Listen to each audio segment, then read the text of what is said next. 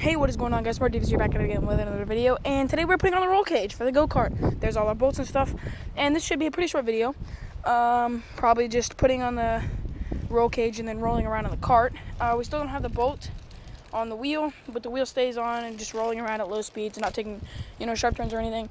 So we're just going to be pushing the cart, screwing around with it, playing around. But those will be pretty short videos. Anyway, catch you in a minute. Alright, we're back.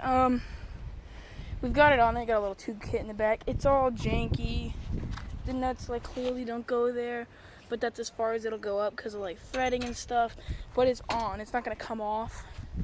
And we're only putting a stock 212 on this anyway, so I'm not really too concerned about the roll cage being a little bit loose. The only reason it's on there is because my little brother is gonna be driving this thing, and even though it's only a stock 212 one, I don't think he's going to be able to roll it, even if he tried to, just in case.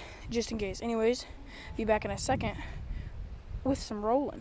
All right, we're on the road. Got our professional engine right there. No brakes, no throttle cable or anything, just playing around.